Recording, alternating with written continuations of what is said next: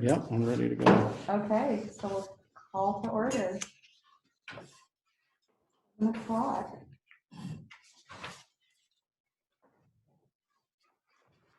And we'll do roll call. We'll start with Randy, Here.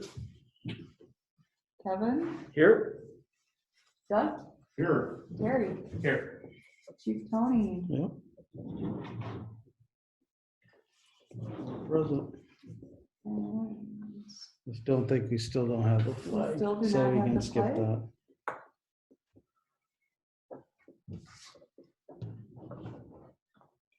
Okay, I'll just read that. We don't have anybody signed up for public comment, but if Okay. you want to read it. Yep.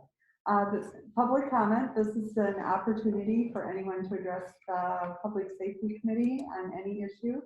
Please observe the time limit of 3 minutes. While the Public Safety Committee encourages input from residents, it may not discuss or act on any issue that is not duly noticed on the agenda.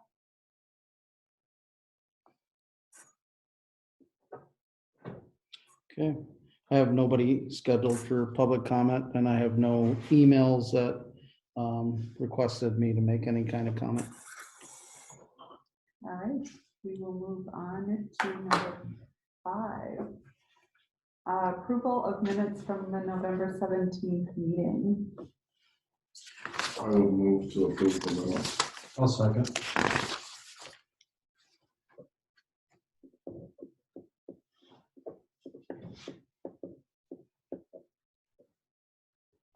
So we'll go on to number 6, the report. All Whoops. eyes. Oops, all ayes.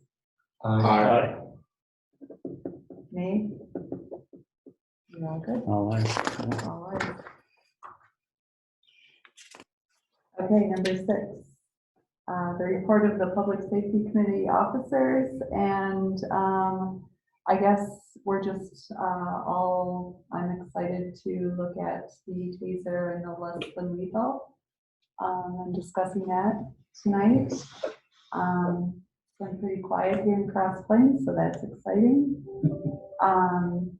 That's all I've got. Members? Doug? I would just like to thank the Public Works and the staff for the excellent job cleaning the snow, keeping the road safe. Yes, agreed.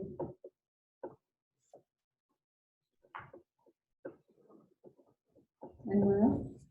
I don't have anything. Okay. Report of first responders, do we have anyone on there? Chief? The EMS? fire chief was not able to come. EMS chief was going to be here, but I don't see that she signed on yet. Okay, So we'll kind of monitor for that, but I can go ahead and go. all right. So just the 3 tiers that I usually address is, first I'll talk about the staff. So everybody's healthy. We haven't had any issues. We had one officer test positive for COVID, but that is all but resolved now. And the next thing that we're really working on is we have to maintain our training certification, which requires 24 hours of training.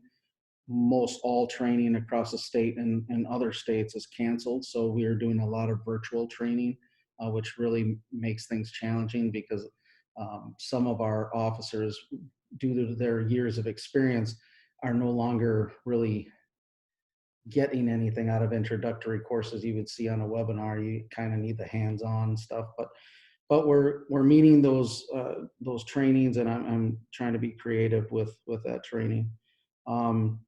Next, as far as me, believe it or not, it's been a year since I took over. Today's ends the first year, and tomorrow starts the new year. So time flew by, that's for sure. I'm working on an annual report, something that the board has never received before that I'm aware of. The annual report will be a report of kind of like what we've done, what has been accomplished in the department throughout the year, things, kind of the future of the department, where different programs, where we're headed, some numbers, statistics, and those kind of things, just so It's available not only to the board and to this committee. I plan to do that every February. The only reason I don't think I can do it in January is because we still get numbers from December into January. So I will prepare the document in January and try to present it every February unless we have something that comes up while I'm the head of the department. And then that will be presented also to the village board. I'm going to make it available to the public, not only on our website and those kind of things, but also I'm going to make sure it's at the library where there's paper copies so people can actually, take one if they need it, that kind of thing.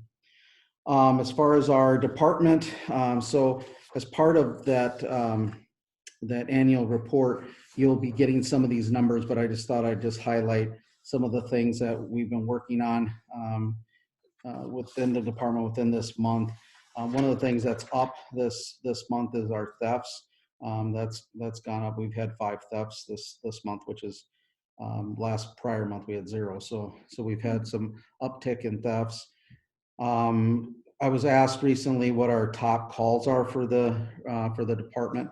Our number 1 call is check property. So we do a lot of property checks, a lot of just finding open doors and those kind of things. We do a lot of that.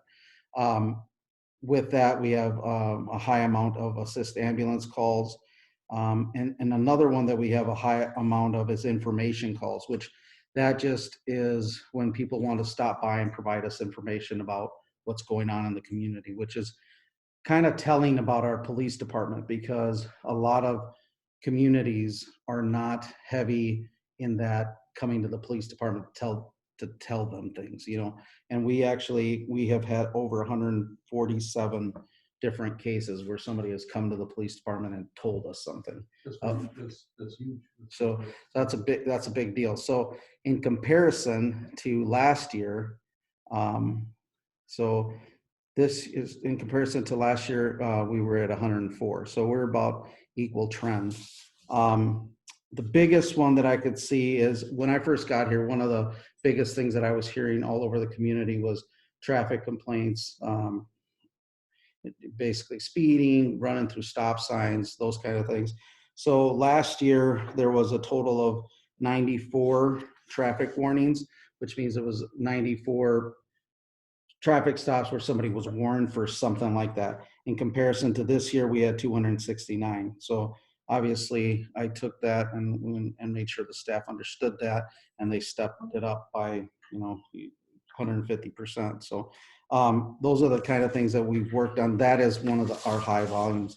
One of the things that will probably be of significance will be the ATV UTV. So we've been keeping track of that separately in its own, instead of having it buckled into all the traffic offenses.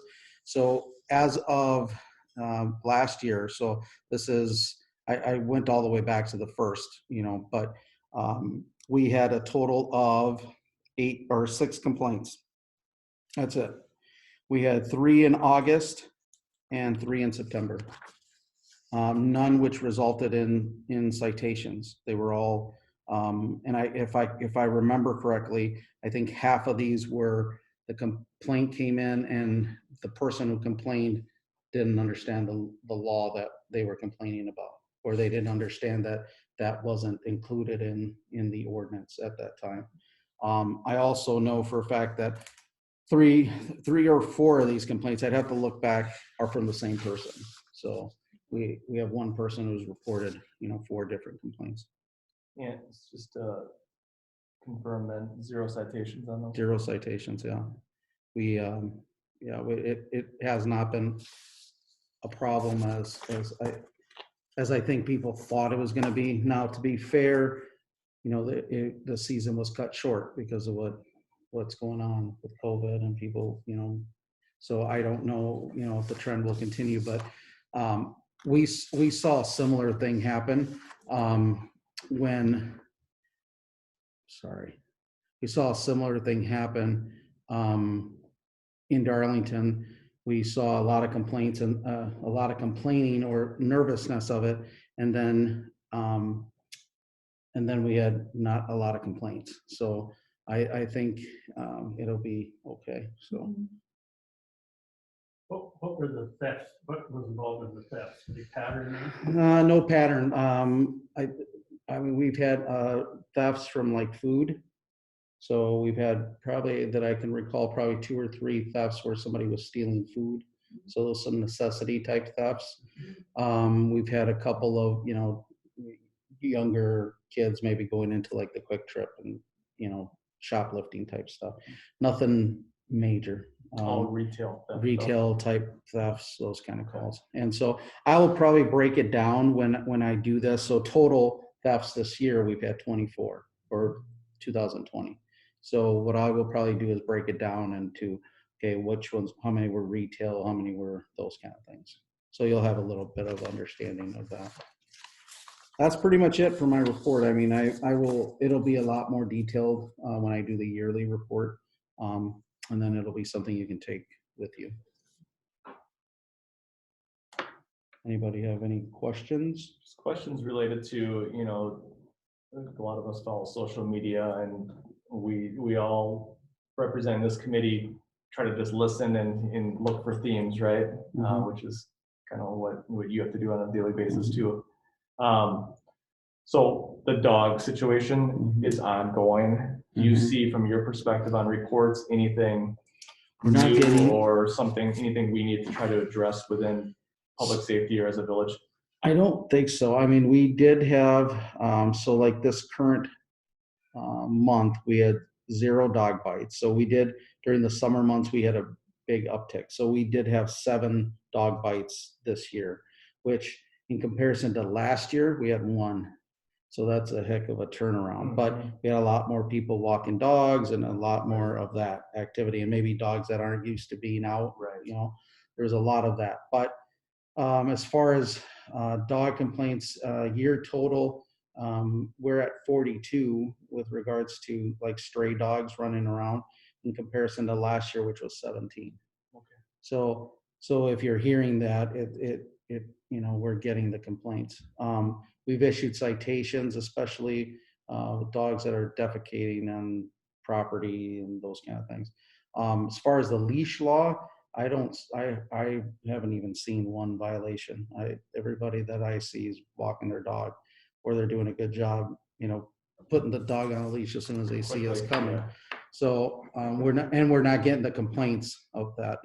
Complaints we get is, hey, there's a loose dog.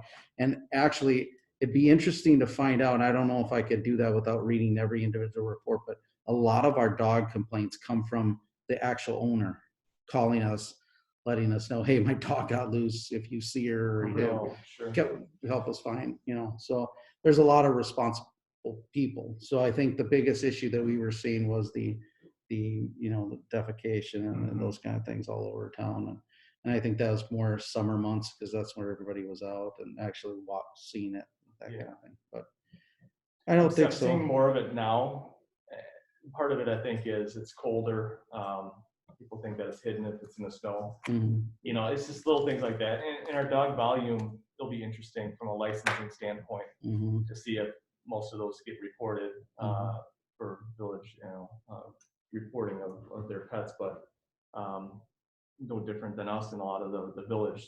A lot of residents have dogs that didn't have them, you know, 6-12 months ago.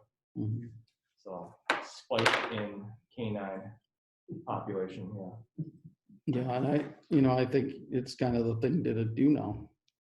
A lot of people own dogs, and pretty it's kind of convenient to train them right now too. So yeah. most of us are at home. So Yeah, I wonder what they'll do when everyone goes back to work and their pets Yeah. are home. Yeah. noise complaints. Right.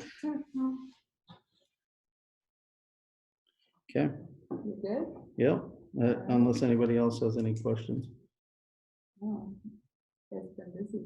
Yeah, it's, well, and that's another thing that I guess I could point out, in comparison to, so just cases, this is straight cases. We handled 2,324 separate individual cases, anywhere from, I think our worst case was a sexual assault, child abuse type case and sexual assault, different cases, but those kind of cases all the way down to vehicle lockout. So 2,324 cases. Last year, they handled 1,676 cases. So that's a, 30% increase in case volume. So, I mean, we've just been a lot busier with more people just, and I think as the population, I mean, more people, more stuff, so it's just kind of a trend. So we've been extremely busy. I think some of it is that as well. Some of it's the COVID and people get around more, but I also think your approachability and your focus on community policing, I think those are good when you have the pulse and you know what's going on. So. Yeah, we've had that that's a good comment because we have experienced a very high volume of people coming in and just being very responsive to us as a police department, which is it's a feather in the hat of the PD for sure. We've been doing a lot of community outreach stuff that I don't think ever has been done here, kind of the partnering and trying to help the community in other ways that isn't just law enforcement, but in reality, my philosophy is community policing is law enforcement because it actually curbs other things that are going to happen, or you get, a lot of people show up with information, and that's really what helps the police department. So I think those things are, that's probably what's part of our uptick as well, just I was a safety approachability. manager for a number of years at Grayburg. We did something called the STOP program. You talk about safety all the time, not just when there's an accident or incident. You build them into their jobs. I think your presence and kind of what you're helping build, and hopefully our community's helping build the same thing. Yeah, it's been great. So, all right. All right, we'll go on to our discussions. We'll need a motion to open up the tasers, correct? Well, you could discuss it and then make a motion after some discussion. We don't have any public, so. Okay, should we discuss? We can discuss and then have a motion, or you can have a motion on the table and then discuss. I think with this one, it'd be good to get a summary and just talk about it. Yeah. So the summary, the way they're doing it now, or the way we're being expected to do it, is to prepare an agenda memorandum, which also goes to the village board. It'll probably change a little bit as far as the wording because this one's specific for here. But if you guys remember, Jay was here last time and I documented the 5 areas that he wanted to cover. And so I did that. And so this, the policy that I presented to you is the same policy that I wrote way back when. I'm not sure if that was made clear to Jay that we already had all of that. But also I included behind it was another policy, if you will. It's it follows the policy that I created, but that electronic control device use, that is actually right out of the Madison Police Department policy. So that, and if you look at the policies, they're. Are you talking about this one? Like So, it says impact projectile? No, it should, if you have, it should be, it's this. It basically, if you look at the policy for the electronic control weapon policy, it's after that. It would have been after that in the way I sent it up. It's on the review and sharing of Yep. of saved video footage Yep. to media community, Yep. public, right? Yeah. So that is just an addition to our policy. So what I did was I printed that out so you guys could see Madison's policy, and it's pretty identical to the policy that I already had created because they're covering the same things as far as prisoners that are handcuffed and those kind of things. There are some things that I think that when I create the final policy that I could take from that policy to just strengthen ours more. But I think the policy is going to be pretty standard. I mean, it's kind of the same policy that's written all over the state. But just to cover the 5 points that he said, he wanted to know why do you want the program? I just think we've kind of beat that half to death. It's the reality is that it's a something that will protect lives and save lives, and it's a tool that will do that. The initial cost is right down here. It's $15,000. That's ballpark, but it's probably more on the higher end, because I looked at it as equipment and training. I have since learned that some of the training we will probably not have to worry about right away, because in talking to Troy Hillenbrandt from Middleton PD, he will provide the training for us for free. So they already have 3 trainers on staff, and so I talked to him, and he said he's willing to partner with us. So that should help some of that cost. The ongoing cost will just be for us to train. There'll be an ongoing cost for cartridges and those kind of things. But it's not something I'm going to need more money for. It's just as part of our equipment budget. I'll just have to purchase. It's just like bullets. If I need more bullets, then I purchase. Sure. How long does a taser last usually? About 5 years. So in 5 years, we'll have to look at the program again, and look to replace them. They're about 5 years. Now, Taser used to have a program, but Troy tells me that he thinks that program is not in place anymore because of the cost. But Taser used to have a 5-year program where you would pay them every year, and then on the 5-year cycle, they'd give you new Tasers. So someone like Middleton PD, who has multiple officers and they all have their own Tasers, that was probably pretty cost effective for them, but not so much for Taser. So for us, I'm only looking for 3 Tasers. I'd like to put them in the squad cars and associate them to the cars rather than the individual officer. We're never going to have all of us out at one time. We don't have those kind of events like a Middleton would have. So the ongoing cost is not going to be that much, and I think I could bring it down to a pretty reasonable rate and something that I can absorb in my budget. Okay. Level of priority, I mean, he said 1 to 5, 1 being the top, right? So for me, it's the top. I mean, It's a 1. Yeah. And then the policy regarding use, I think we have a good policy. Like I said, I think some of the stuff from Madison Police Department, we could apply it and it could possibly work. But I think we have a good policy. And if the board wants to, give some more recommendations as far as what other language, so be it. Our policy manual is like that thick, and I'm not sure that they've ever had anything to do with any policy that the police department has written. So I think adding a new weapon, that's what creates this. But as I said earlier, I don't think there's a lot of community interest against it, as I'm not hearing it. And I try to encourage people to come to these meetings through the newsletter, through contacts, and we have nobody. So I just don't think this is not a new topic. Part of what I did before I even did all this, I went to the Wisconsin Chief of Police Association. They prepare some numbers for the chiefs statewide, and there's very few agencies that don't have tasers.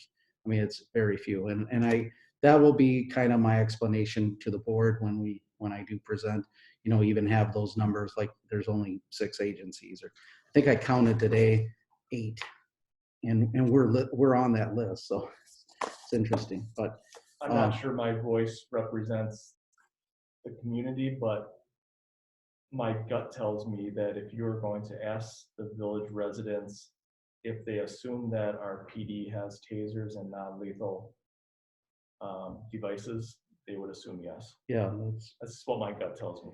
Yeah, there hasn't been anybody that has been opposed to it, right?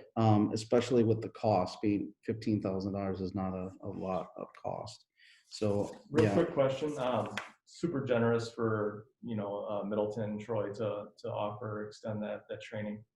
If we have new staff or new law enforcement officers that come on board, would they train them, or we talked about that train the trainer? Yeah, I think. Do you think that would kind of go by the wayside then? Ultimately, I would want to have our own trainer because I don't like to abuse that, but I think with the current situation we're in, and the fact that hopefully to get these on board a lot sooner than waiting to train the trainer, you know, Troy has offered that they would train us, and All staff. and he actually, yeah, all staff or new staff or whatever, and he actually said, you don't need to send anybody, you can always come down here and we'll train you for the life of, you know, that we're partnering, you know. So I think that extends for years if we wanted it to. I just think in, you know, not abusing that. So at some point, you know, we'll have to send, we have a firearms instructor, we just have to send him to the course, and then he could certify us every It year. just alleviates the pressure of getting somebody. Yeah, But I yeah. agree, you should have a trainer. Yeah, we should have a trainer in house. And now it used to be biannually. No, it used to be every other year. No, every 3 years when initially Taser came out, and now it's being recommended every year to train on it. So there is that extra cost of the cartridges, which they're not very much. I mean, you're talking $30-$40, but you do have to shoot a couple cartridges and those kind of things. But it's not very extensive for training wise. The next thing that you guys will see is the actual weapons. So the Taser X26P, which is the one in the middle, if you're looking at the pictures, that one is dated. That's the Taser that a lot of that was the first Taser.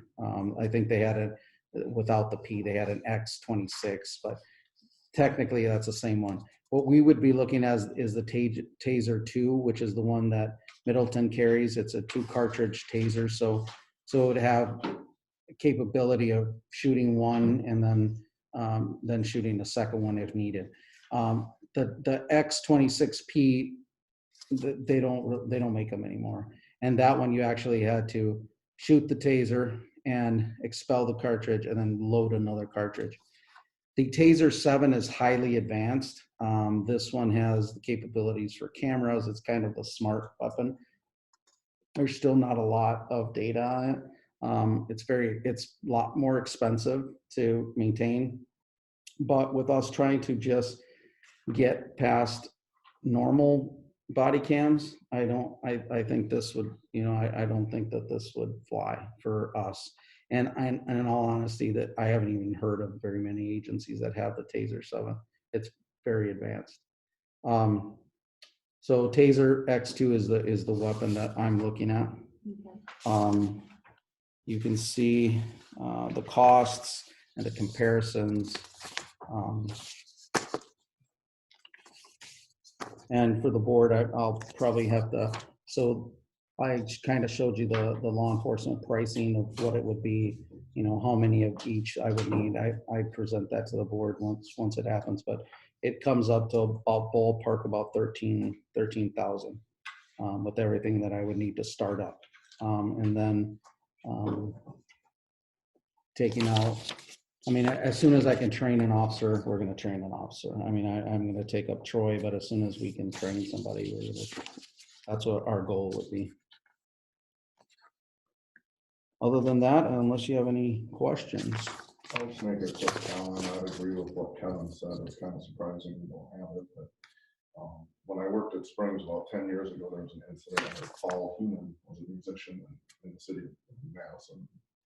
Was involved in a police officer shooting and lost his life. Well, his dad, John, I was close friends with. And, you know, it's a very devastating occurrence, and it also is very expensive for the city. You know, I think these options, when they're used correctly, is important for all involved. I'm sure the officer had hardship, and John had retired from work. I mean, he just couldn't get past what had happened. So I fully support it. I'd be happy to make the motion.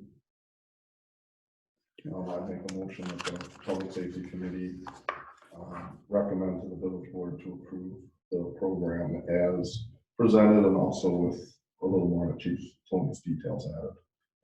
Well, a couple of comments, because I actually read through these policies, did a little bit of research. I've written policies a long time ago. I've done this. The first thing I want to say is that these policies address every question that Jake presented. I feel very comfortable that these issues have all been answered. These are very good policies. I don't like getting into too much specificity in a policy because it's, when you start doing that, you're just creating opportunities where people aren't going to make the right decisions. So these are good policies. I think I was shocked after been on this committee for 5 years when I found out a few months ago that we didn't have them. I was almost embarrassed because I assumed we had this equipment. So to me, this is a number one. This needs to get done. These policies look good. I think we've had a long discussion. We've answered the board. I think now it's time for the board just to decide to go. I see nothing, there's nothing holding us back from this. We owe this to the police department and the public to do this. I would second Doug's motion.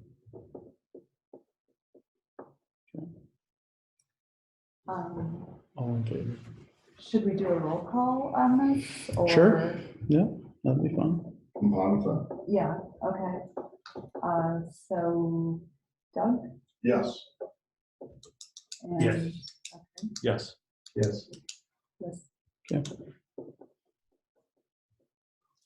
Well, what I'll do is I will prepare another memorandum, tighten up the policy, make sure that I, didn't miss any spelling, grammars, those kind of things. Present it for the very next board, and then I would encourage maybe one or two of you, or all of you, if you want, to attend and speak in favor of this. When is the next board? It would, 28th, 23rd, yeah, I can take a peek.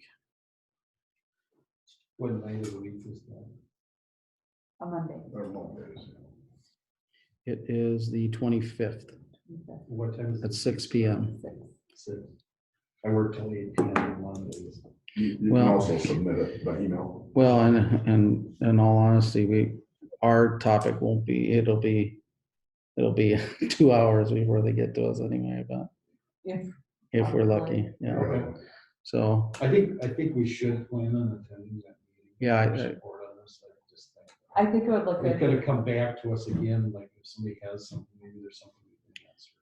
Well, and I think it shows that we support this, and hopefully the board will see that. yeah, I mean, we answered the 5 questions that he thought might cause this to stall. I think it's been answered. Those things are, That's what, when I read it, I went through it, and that's what I was looking for as the answer. This is a go. and that's how I wrote the policy, was to answer those questions. I just think they're legitimate questions, but I think they were answered, and with your full support, I think, it's a no-brainer at this point. Yeah, so let's do it. hopefully. Good. All right, Okay, let's move on to the next one. Let's see, okay, so kind of the same scenario, it's just a lot less. So it's the reason it's a lot less is the guns themselves are a little cheaper. They're beanbag rounds. They're not the electronic rounds with the it's just, they're not very expensive. I am looking at other options as far as like because where I got the quote was from Wilson.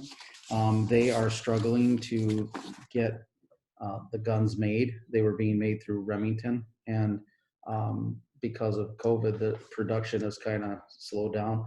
But there are other options as far as we have current shotguns that we can turn into less than lethal.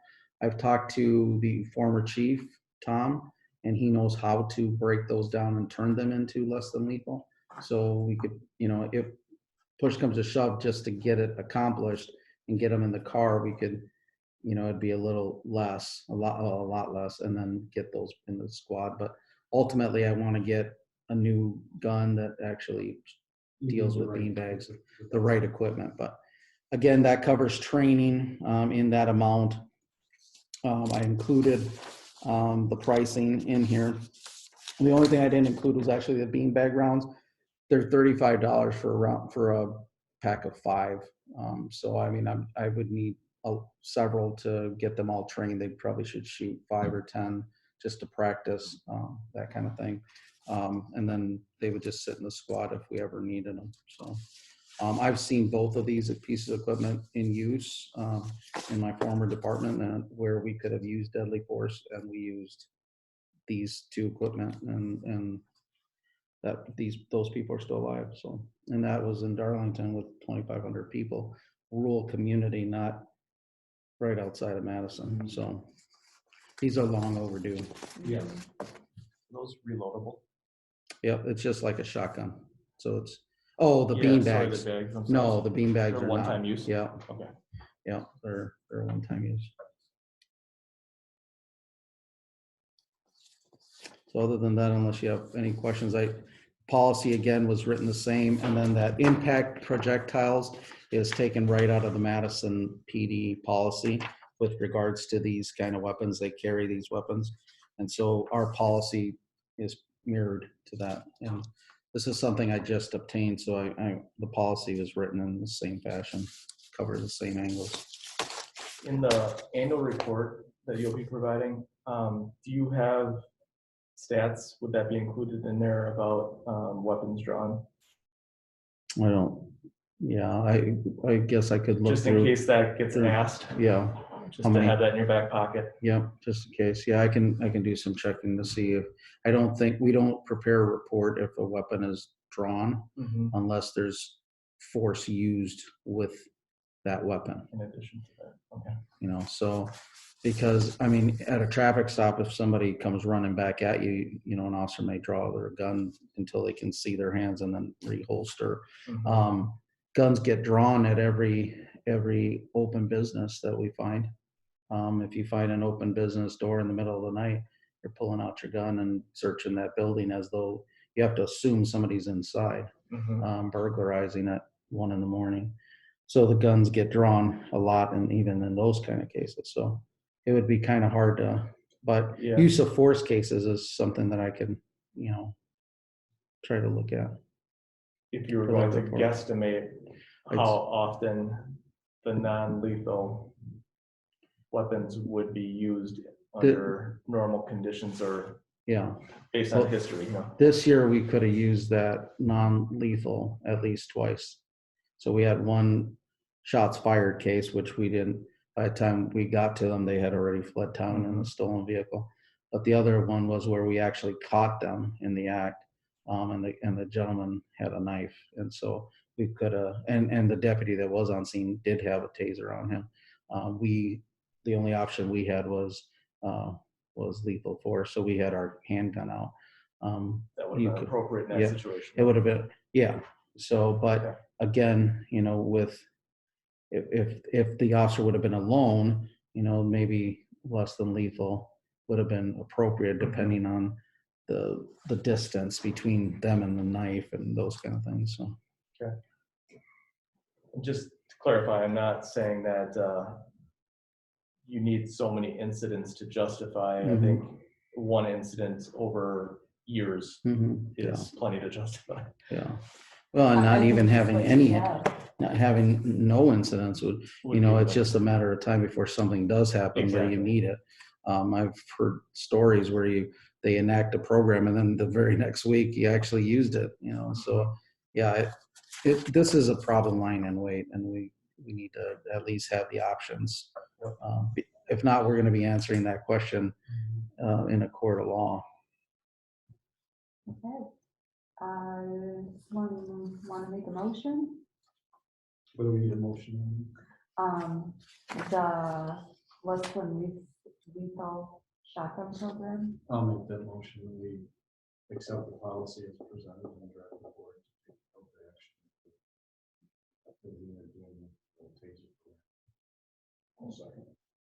Okay, and then let's do a roll call again. Randy, Aye. Kevin, Yes. Doug, Yes. and Terry, Yes. and Lori, yes. The last thing that I had on here, and it was just informational, this is where the policy will live. The policies will live is in the actual policy is the use of force policy is the last thing I gave you guys. It just kind of gives you all the different uses of force in the policy. It's mandated by state law to make sure we have this policy in place. So it'll just sit in here. So, you know, the wording will sit in here.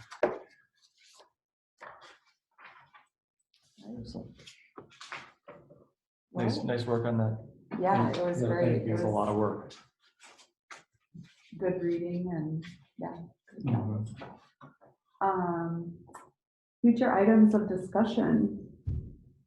I have one, I would like to bring just a little bit of information about the ATV and UTV routes, just a little more from our perspective around community partnerships, training, just route safety. I got the citation looked up. I think we've done a pretty good job. I've been appreciative of the public safety committee supporting what we tried it. And, also to give just a little bit of perspective on other communities, more bigger cities have recently passed. And so I'll just try to give us a little preview. I don't think it needs to be the agenda item. I think I would just do it as part of my Okay. office or comment. I don't see any action taken. I'm just gonna try to share a little more information.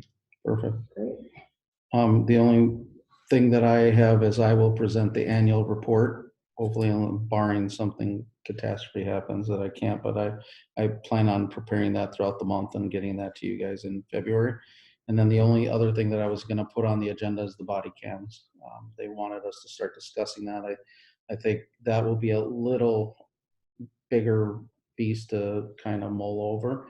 But I plan on working it with our tech, because I think one of the biggest things that is going to be presented is the cost. And so the tech will be able to kind of answer those questions.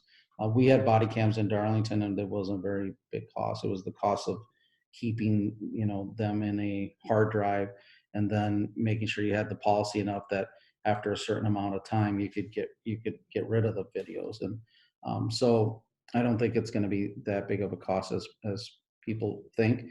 The big costs that you see are big departments, like a Milwaukee Police Department that has hundreds of body cams working all day long and those kind of things. But and then the other portion of that will be, I think the two biggest portions is, one, the cost, and secondly is the privacy issue. So most policies with body cams address that. If somebody has an expectation of privacy and they ask you to shut it off, as long as it's not interfering with certain things that we have to document, you could easily just push the button and shut it off. But in 20 plus years of using body cams, like, the only time I ever had anybody ask me to shut it off is when we were effecting an arrest, and that's when you want to keep it on. So, so the policy would address that. But so that's the only two things that I thought that's enough, And my hopes is to get you a policy. I'm gonna try to get a policy out because of this annual report. I'll try to get a policy out a week ahead of the meeting so that we have a week to read it. But it may be something that we might not be able to decide right away in that first meeting, maybe just discuss, and then in March. I mean, there's no rush, No, I think when you look at the priorities, those less than lethal are more important. Yeah, You can't yeah. put it down. Take it a step at a time. Mhm. Yeah. Yeah, I agree. I think having February open to go over, hopefully we'll be able to say, yeah, the taser, less than lethal those passed. Mhm. And then concentrate on the body cam and. Yeah, and I mean, there's no rush, and maybe it's something we take up in all the way to April to the board, and you'll have a new board, maybe new members, I don't know, that will see it. I mean, it's a big deal project because it's not, body cams aren't everywhere. I mean, some agencies don't have them. I think the majority do, but there's, it's still And one I of think those moving things. a little slower with that as well. Yeah, and that's okay, yeah. Don't burn out right in policy. Yeah. Mhm. Yeah, I don't want to do that. I honestly don't want to rush through that. So, okay, other than that, Doug, I know I messaged you related, you mentioned the UTV, ATV, and is the community, just thinking from a public safety standpoint, like trailheads and launch spots, for parking, making sure that, if someone asks the police force or if someone asks a business, that there's awareness on where someone can park a trailer. Are you talking about Or snowmobiles? For snowmobile, there really isn't, but they've always used Bear Park, or the former pops in. It's pretty rare we get trailers, there was a small band of snow. You saw a bunch of it red most. Morgan's, I was up north when I heard that. But I think that's, I know Sarah Francois has been bringing those things up more and more. I do think that's something Sarah Fry and Connor Sprecher, who are leading the snowmobile club now, should meet with the board and just have a little outreach. Yeah, make sure that's properly communicated, Yeah. so everyone knows. I mean, super nice people from South Madison area, 2 trucks and 2 trailers, and they were just doing a couple laps, and I was out for a walk on the boardwalk and came up toward the pharmacy there, and they flagged me down, and they stopped on the highway. They're like, "Where do we park? How do we get on trail?" So perfect example of we want to accommodate people Right. want to use and be a part of this community and pass through and spend money here and all the reasons that we move forward with it. But we just need to make sure that it's, clearly marked or. Yeah, and I do, one of the things that the CP Riders as a snowmobile group have is they have younger leadership, which is extremely rare right now in that sport. Because it takes a lot of time and effort, especially in southern Wisconsin, to put in trails, take down trails, and hardly ride. So Sarah and Connor, I think, and I've encouraged them to get a little more engaged in local politics. Yep.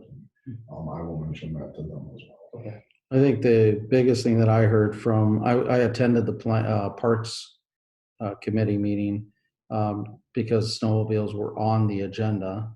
I think you attended too. So I listened to it. But I think the biggest thing that was kind of brought up was the hours of operation. And so, in reading that, I read that over and over. It's worded weird. So I don't disagree. I think it. I do think I think that's an opportunity for the snowmobile club to do a better job of talking. I mean, the state of Wisconsin invests a lot of money and efforts into snowmobiles and tourism.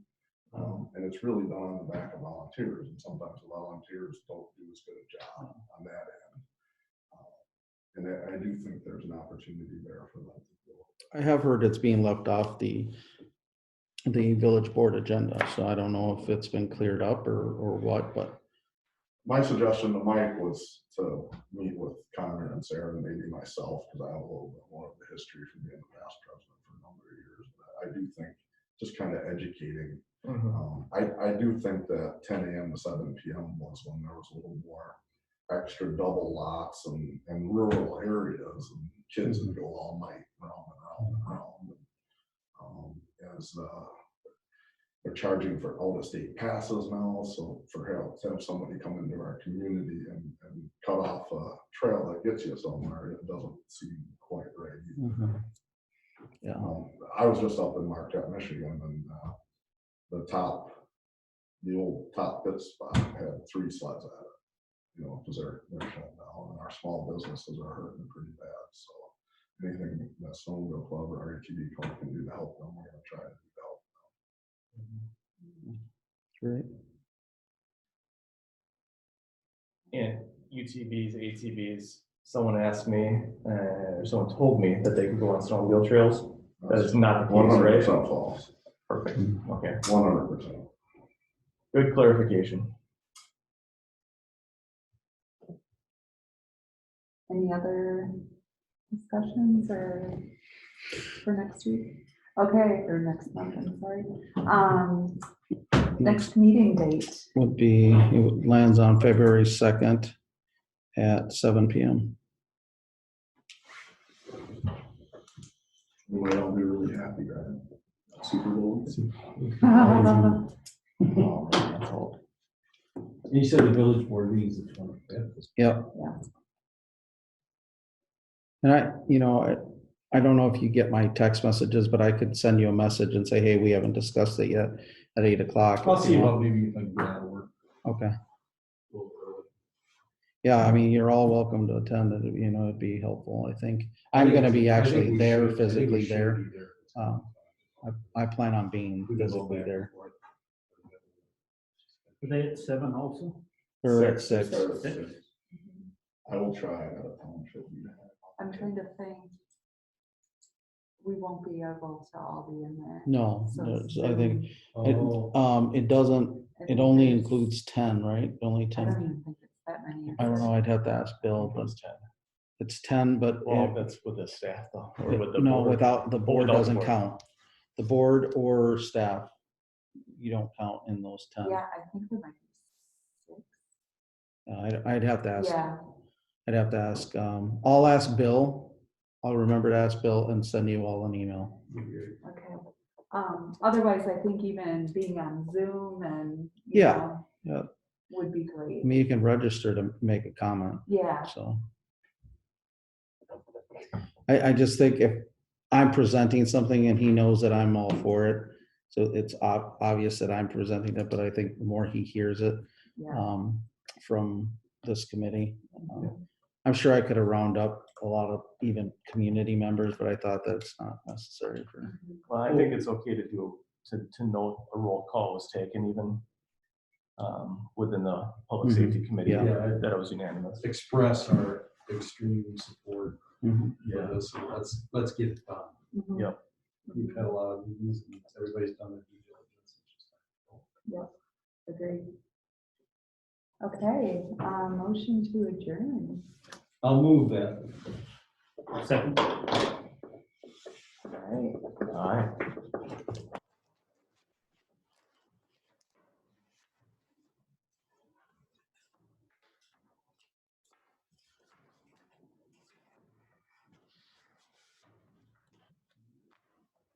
Okay. Yeah, stay healthy. You bet.